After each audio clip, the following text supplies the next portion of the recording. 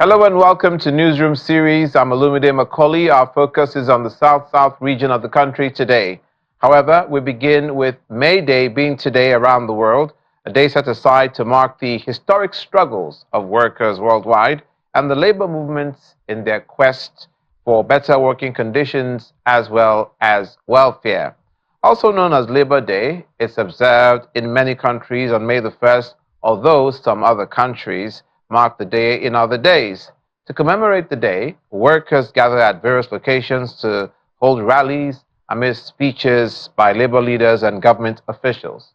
As part of its measures to improve the welfare of workers in Nigeria, the federal government has approved 25% and 35% salary increases for civil servants across various consolidated salary structure. This was made known in a statement by the head of press, National Salaries, Incomes and Wages Commission, Emmanuel Njoku, explaining that the increase takes effect from January the 1st, 2024. Also approved for augmentation is the pension of retirees enrolled in the defined benefit scheme within the aforementioned consolidated salary structure from 20% to 28%, effective from the same date. The Enugu State Police Command have confirmed a motor accident which occurred Tuesday evening at Ekpegbe along Enugu-Nsukka Road, claiming about 16 lives. The 18-seater bus carrying 14 male and 2 females who were burnt beyond recognition after the white Toyota bus lost control, plunged into the fence of ran into the fence of Maduka University along the road. According to a statement by the police public relations officer, 2 other passengers were rescued alive, taken to the hospital for medical attention, while investigations are ongoing.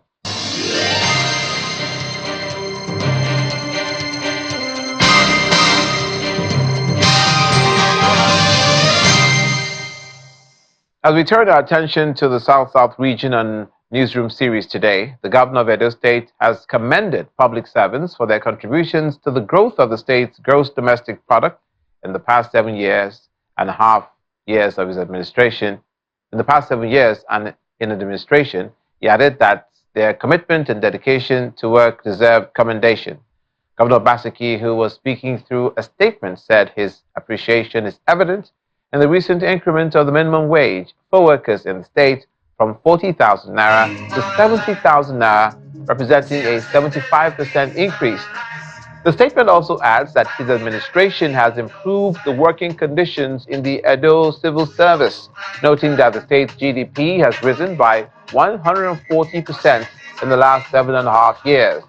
Governor Godwin Obaseki made the comments on the occasion of the Workers' Day celebration. If you have marched, please return to your seats.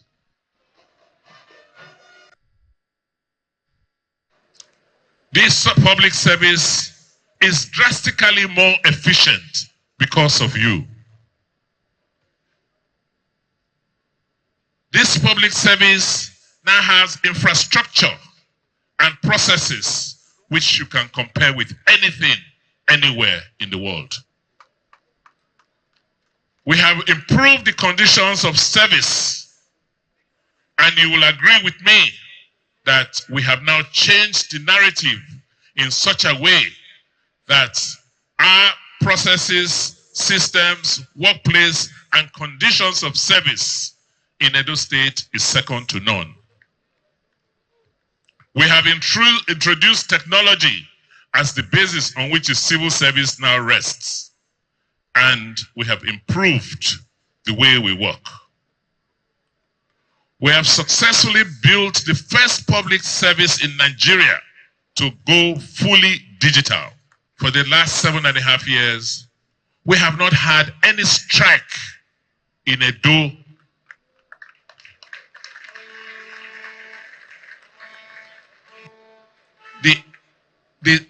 Any strike we have had is the one from outside where they said, National said, don't go to work. But we have not had any issue with any union in Edo in the last 7.5 years. I want to thank you. River State Governor Siminalayi Fubara revealed that he will implement the salary increase approved by the federal government for workers in the country. Speaking at the commemoration of the 2024 Workers' Day held at the Yakubu Gowon Stadium in Port Harcourt, he assured the workforce in the state of his unwavering commitment to their welfare. Governor Fubara emphasized that no political distraction in the state will deter him from prioritizing the well-being of workers, even as he announced the donation of 100 million naira for the celebration of the Workers' Day.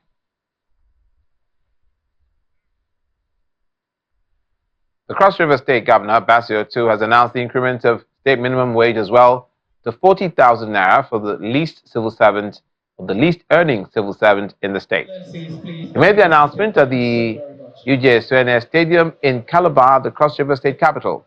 The governor explained while marking Workers' Day celebration with the theme, People's First. Bassey Otu, the governor of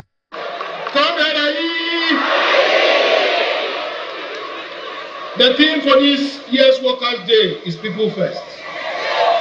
And this interestingly coincides with my administration's mantra.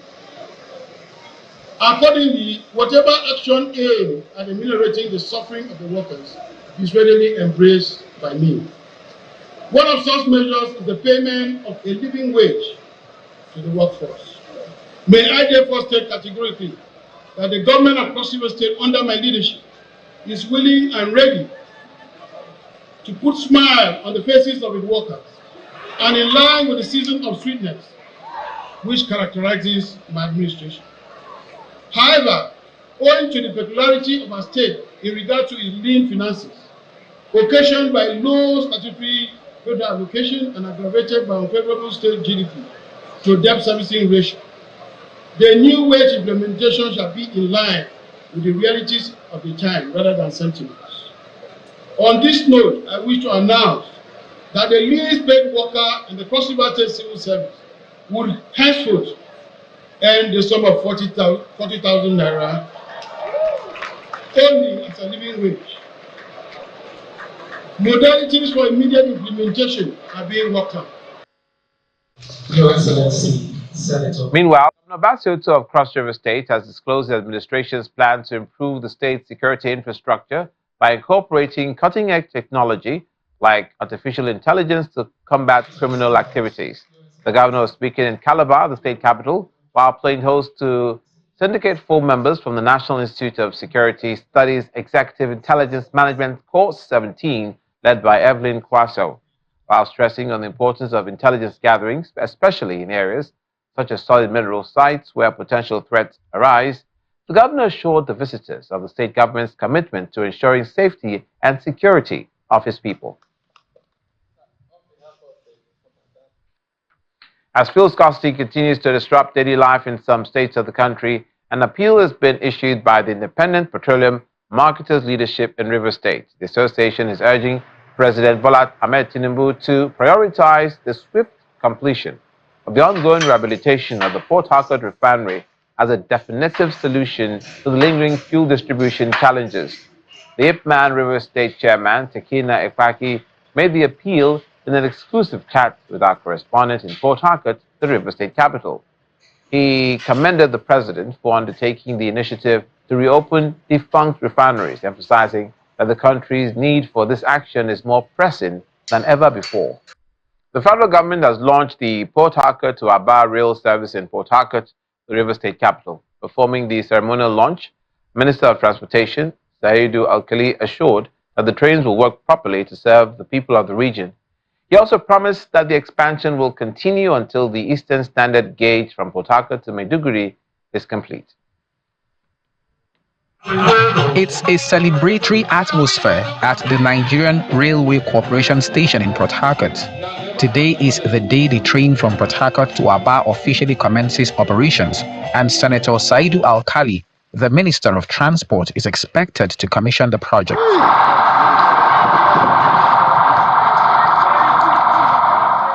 Soon he arrives, exchanges pleasantries with dignitaries, is briefed by an official of the NRC, then proceeds to officially commission the project and ceremonially flag off the train.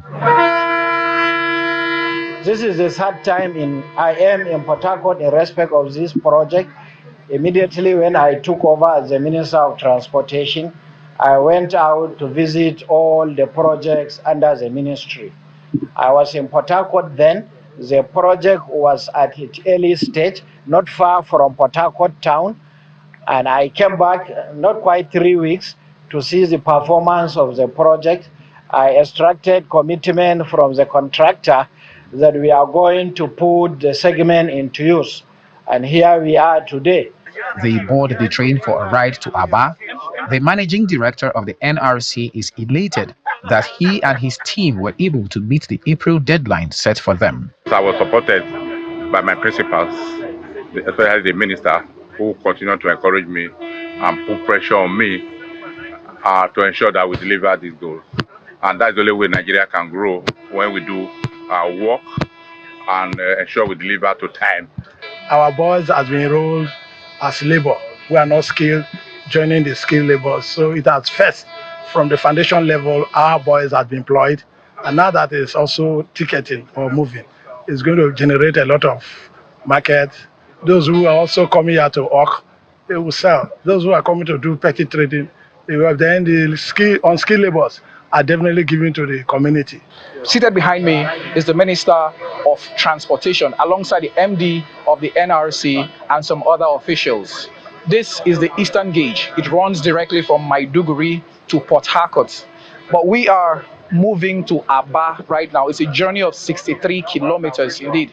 The MD of NRC has assured that it's going to be running one return trip from Port Harcourt to Aba every single day. This is the first class carriage and its cost is 1,500 naira per individual. Other coaches are going to be costing 800 naira. Indeed, we've seen a lot of people excited as the train has been moving past Port Harcourt City. They are excited that henceforth they will be able to travel from Port Harcourt to Aba by train.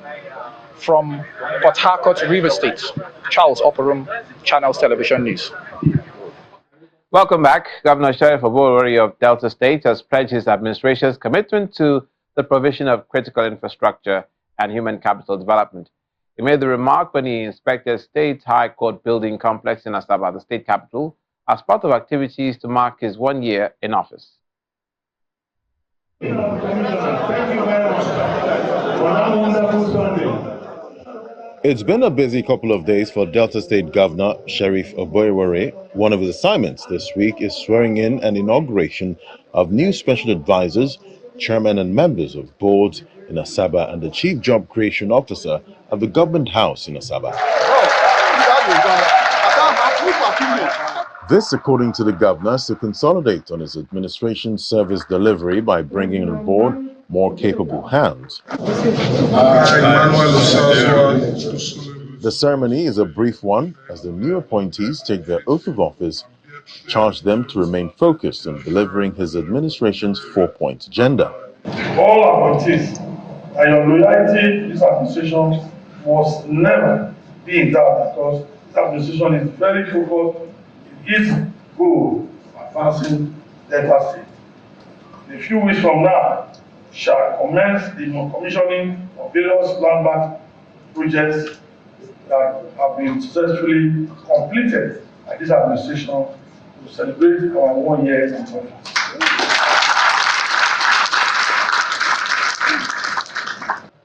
Responding on behalf of the newly appointed officials, the Chief Job Creation Officer is grateful for the opportunity, promising to improve the Wealth and Job Creation Scheme. For us, I don't think it's going to be anything different. Rather, we'll just work on improving on what is existing to be able to broaden our scope and clearly diversify and improve what is already existing to create more opportunities for the teeming population of Delta State youths. After the inauguration, Governor Sheriff inspects the newly constructed 5-story High Court complex, which he hopes to inaugurate as part of his activities to celebrate his 1 year in office. After going round, he's not too happy with the work done, but is optimistic that all errors will be fixed before the commissioning. We're not satisfied with the work. First, the work is not really too good, but they have promised that within 2 weeks, everything will change. The High Court is just one of many other projects lined up for commissioning for the month and the governor is confident that the projects will be impactful to the people of Delta State. Governor Oyediri of Bayelsa State has sworn in 14 commissioners into the State Executive Council. These are the first set of commissioners sworn in by the governor since the commencement of his administration, the second tenure. The swearing-in ceremony took place at the Exco Chambers of the Bayelsa State Government House.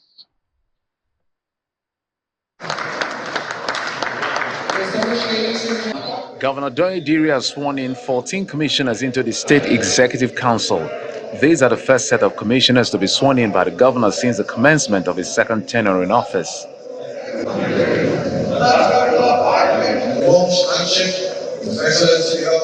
Aside the commissioners who immediately assigned portfolios, Governor Oyediri also swears in the newly elected chairman and vice chairman of the local government areas in the state. Resourceful and dynamic Deputy Governor of Bayelsa State. Right Honorable. Given his charge, he asked the newly sworn-in commissioners to sustain the pace of development that his administration is known for and initiate legacy programs. As cabinet commissioners, your role carries significant responsibilities and a mandate to accelerate development in our dear state. I urge you to sustain, oversee, and possibly initiate legacy projects and programs in your respective ministries. Exercise prudence in financial management to ensure efficient utilization of resources. The newly sworn-in commissioners also disclosed their plans for their ministries. We can organize sensitization programs for mothers. You don't need to get more than the number you can take care of. We do not have a stadium yet. We have a sports complex so far, and he has concluded plans to build a befitting stadium for Bayelsa. And I can tell you that going forward, that will be the priority of the Ministry of Sports, to build a befitting stadium for Bayelsa. The chairman of the Bayelsa State Board of Internal Revenue Service was also sworn into office as part of the activities for the day.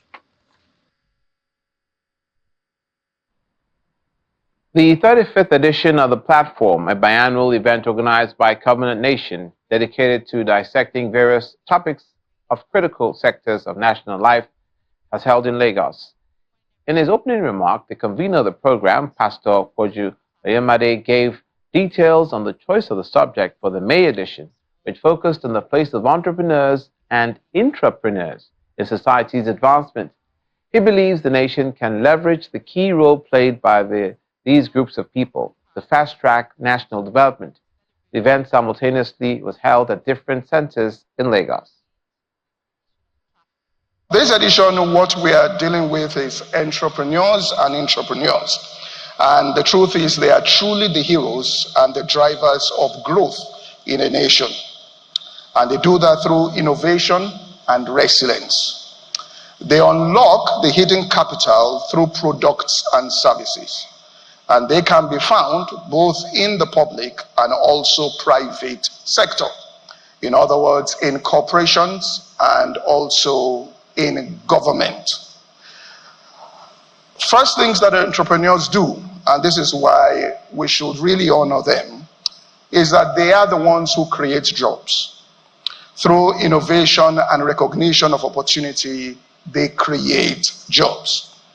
The second thing that they do is that they are the ones who stimulate economic activity within a place that brings about development.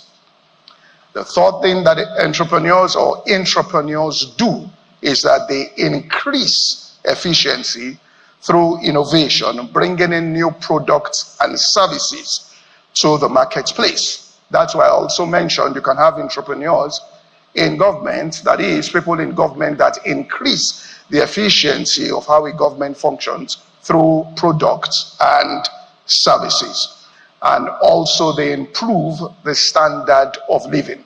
Anywhere you have the standard of living being improved, you should understand that it's an entrepreneur who brought forth a product or a service that improved our standard of living. And one of the greatest things they do in society that might go unappreciated is this. They are the ones that produce the highest number of role models and mentors.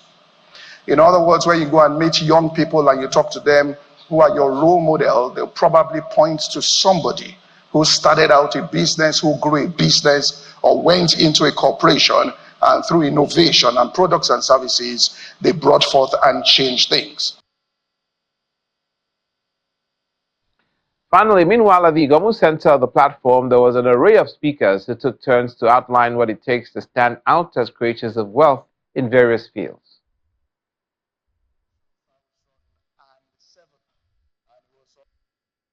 If you've never gotten something before that you want, you need to give something you've never given before.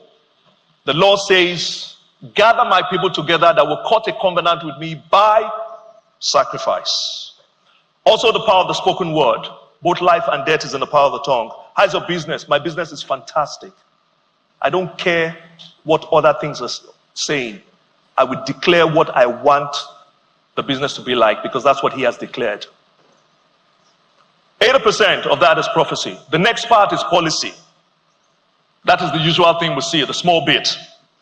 Opportunities, access to the market, value creation, understanding risk, pain, perseverance, rejection, fear, greed, people's skills and all that. You must look at the market and do your research. You must do your risk assessment. You must look at financial management and capital management, branding, marketing, sales, IT, operations, etc., etc. Preparation is key, because the opportunities will come. If you're not prepared and the opportunities come, you're not going to be able to make profit out of it. Therefore, success is preparation and opportunity. Dream big, but start small. But when should you start? Now. You know why? Because faith is now. To build a great business, if you're going to reach a point and say it has succeeded, you need a minimum of 7 to 10 years. That's the truth. Please, Mark Zuckerberg notwithstanding, it takes you 7 to 10 years to build a good business. It also takes you 7 to 10 years for a business you were really hoping had promised to fail.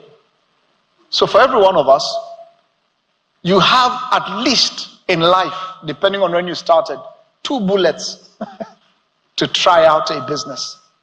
A good one. I'm not talking about that little experiment you're trying it. No, I'm talking about if it was starting to scale or something was starting to happen and it starts to track, you have 7 to 10 years. If you're lucky to do 2 good businesses, then you have that business begins to do something for you. So you have to ask God for wisdom to press strategically, because it is easy to lose 10 years just like that. Your business must be authentic. You will not sell to everyone. You can't sell to everyone. Is there any business that sells to everyone that you know? So identify that market, but make sure that your brand, you so build your brand, you must be excellent. You do not have the room or as first of all, as human beings, as entrepreneurs, as business owners, as Christians, as whatever religion, wherever you are, excellence is so important. And that's it, our newsroom series today. Thank you for watching. I'm Olumide Macaulay.